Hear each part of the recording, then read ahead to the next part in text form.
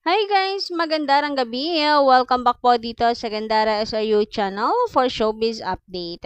Andito na naman nga po akong muli nagbabalik ang nagmamaganda po ninyong kachismosang Kim Pao upang maghatid ang latest update and fresh happenings patungkol sa dalawa. Kaya naman kung isa kasi hindi pa nakaka-subscribe at Kim Pao's update ang inyong hinahanap, nako i-click mo na yung subscribe button agad-agad at pakidamay ng notification bell dahil sagot na po natin yan. At para ma-notified po kayo tuwing may bago po tayong mga reaction, videos at balita hinggil sa dalawa. So for tonight, update nga po about sa Kim Pao. So ang bestie nitong si Kim Chiu na si Darren ay mayroon pong ibinuking.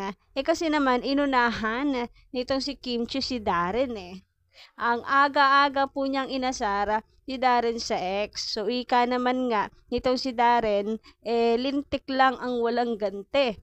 Kaya eto, at meron po siyang gante kay Kim Chiu. So, ibinuking nga po niya na magkasama si Kimi at si Papi Paolo Avellino kasi based po sa tweet niya, muli pong may bike ride session ang dalawa. So, grabe, aliw po talaga ang bardagulan nung mag-bestie. But sorry, Kimi, this time, nasa side kami ni Darren. Ako, maraming salamat talaga sa paayuda, Darren. So, ano po kaya ang reaction ng ating Chinita Princess dito sa sinabi ni Darren? For sure, ngayon pa lang, nag-iisip na rin niya na igaganti kay Darren. Nakakatuwa talaga yung bardagulan ng dalawa pong ito, no? Kasi naman, Kimi, inuunahan mo si Darren Pasimuno ka Kaya ayan, na back to you ka tuloy. Back to you, Kim. Kala mo hindi gaganti si Darren?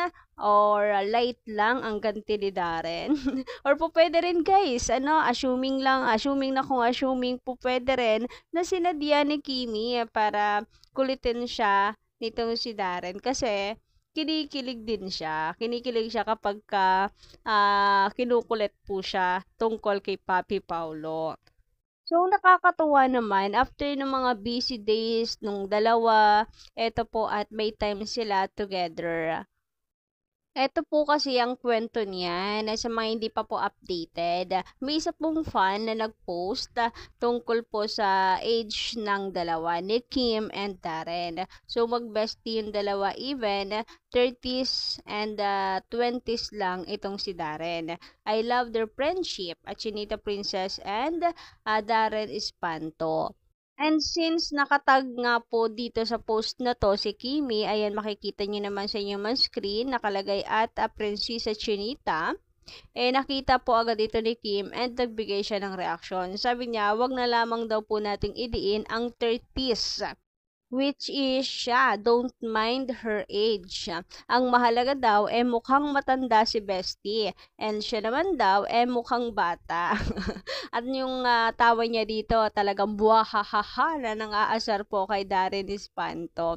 So, ayan, dahil ang lakas po ng trip nitong si Kimi, ay gumanti nga si Darren at in-spoil nga po niya ang mga fans na nag-bike ride yung dalawa. Sabi ni Darren dito, yung sagot ni Darren, ang aga mo naman nagising, bestie. Sana nag-enjoy kayo sa bike niyo today with mapang-asar na blushing emoji.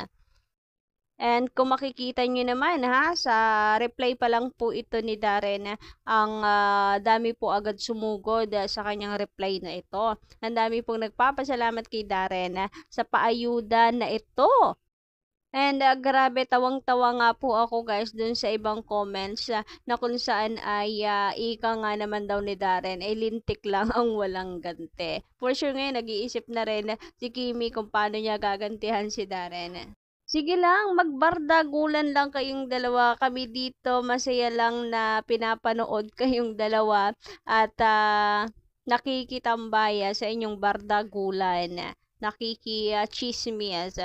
Anyway, speaking of bike ride, eto nga guys, nakikita nyo yung larawan na yan ni Kimi, na kung saan ngiting-ngiti po siya, masayang-masaya, ngiting tagumpay yan. Or should I say, ngiting in love yan. So, sa larawan nga pong ito, hindi po maiwasan na sabihin po ng mga fans na iba talaga ang ngiti ni Kimi basta magkasama sila ni Paulo. Iba daw po talaga ang saya. Kahit naka-shade siya, nakikita nila nagniningning ang mata ni Kimi. With puso-puso pa plus yung kanyang napakatamis na ngiti.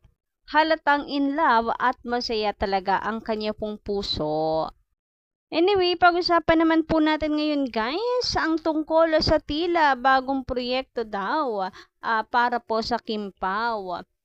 Mayroon pong usap-usapan na may bagong project na gagawin ang Kim Pao na ikinatuwa naman natin. So, tinanong ko po kayo last vlog natin kung anong gusto nyo, movie or teleserye. Pero mas marami po ang nagsasabi na teleserye para araw-araw. Kagaya po nito, para araw-araw daw po nakikita at napapanood ang Kim Pao. Sabi nga po from Miss Marichu Solis, magandang gabi.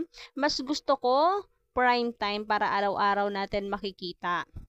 Sa movie naman, kahit 2 times a year. Basta prime time dapat everyday.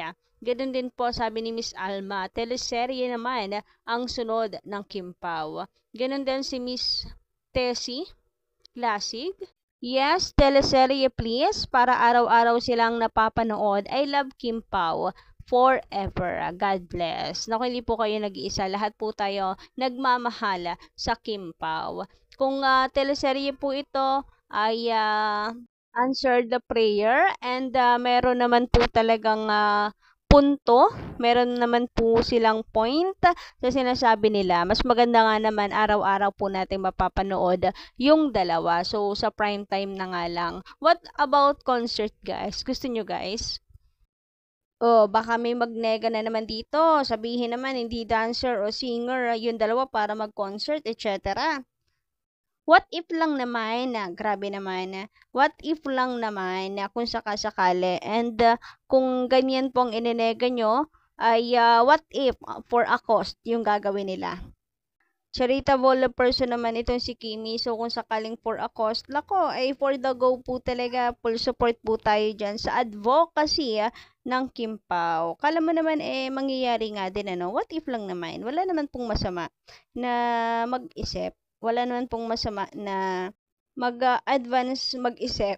Tayo nga po yung isip natin nandun agad sa kasalan at future baby girl ng Kim Pao Anyway, bago pa po kung saan mapunta ang ating usapan, hanggang dito na lang po muna. Tatapusin na natin. And maraming salamat po sa inyong pakikinig. Of course, don't forget din po to click the subscribe button and notification bell for more updates. Maraming salamat. Bye-bye!